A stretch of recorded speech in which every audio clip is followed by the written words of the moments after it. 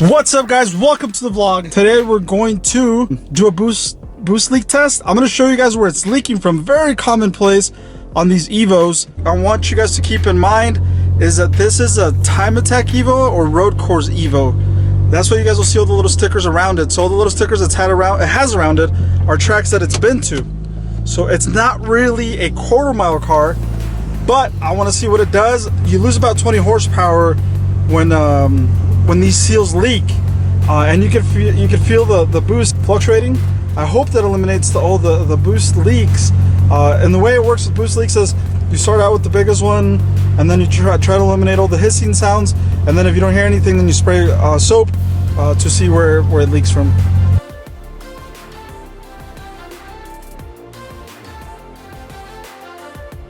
What you guys want to do is you guys want to put I don't know, I guess let's say this car can boost up to 30 pounds, right? So, but I'm not gonna go that high because it doesn't need to, because it starts leaking like around 15 psi. So you buy this at Home Depot. That's the part number if you guys care to know. And then you cut a hole on top right there. You cut a hole and you put a valve stem. So I put the actual adapter on an old intercooler pipe from an Evo. Actually went ahead and put it on the turbo itself. We're gonna put pressure on this and you guys will be able to hear the hissing sound. You do have to have an air compressor. Another thing you guys will need to is a tire pressure gauge, guys. And you guys can hear it back there. Do you guys hear that? That's where the problem is. I'm gonna move the throttle. You see that? So now that you guys know where the leak is, which is right there on the throttle body, I went ahead and bought some seals for it. I ordered those online. Now I can take that apart. Alright guys, so on the throttle body, you have 4 screws that hold it into place. Yeah, it's a quarter. As you guys can see, it's a 12 point. You need a 12 point.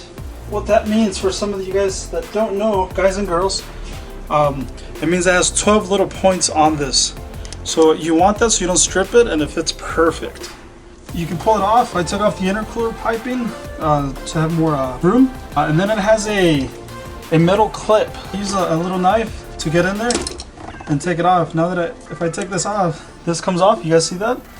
Now you guys can pull this off, your connection, and the whole thing comes off itself. As you can see, 2 connections. You'll have one at the bottom right here. You gotta disconnect, and then you have this as your sensor, TPS sensor, and then you have this metal sliding clip that you gotta take out with a knife. I would encourage you to clean it. So you want to mark everything before you start taking it apart, especially this sensor, to make sure that you line it up correctly. Also on this spring right here on the throttle, you want to make a line. I'm going to make a line right there on the spring so we can remember where everything was, so everything gets put back exactly how we took it off. What I do is I mark it on the bottom, so pretty much so you guys know, this is how it goes on the car, so you're not going to be able to see the back of it. What we're going to probably want to do is take off the screws right here. You got Phillips, and then these 2 screws on the side. All right, guys. So after we take that off, you guys can see there's a little what's going on here, dude? What's going on? Whoa! You got a Porsche now? What kinds of cool cars you have? Yeah.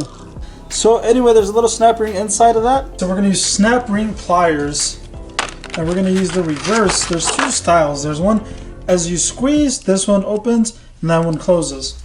We need the ones that open.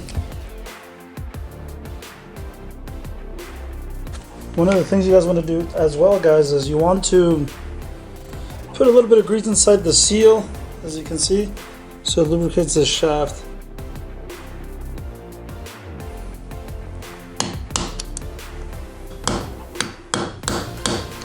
You want to add a thread locker, a little bit, just a tad thread locker, you know, just to make sure that those screws don't come loose with the vibration.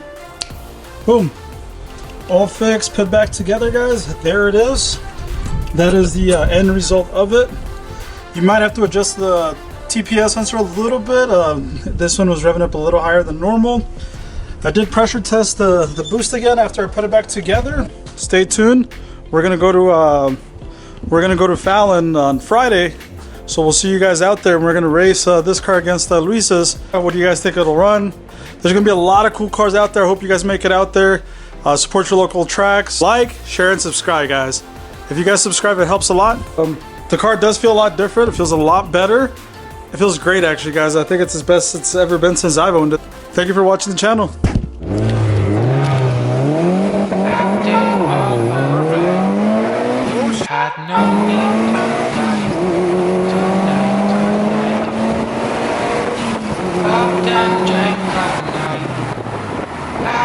That was a perfect launch, my friend.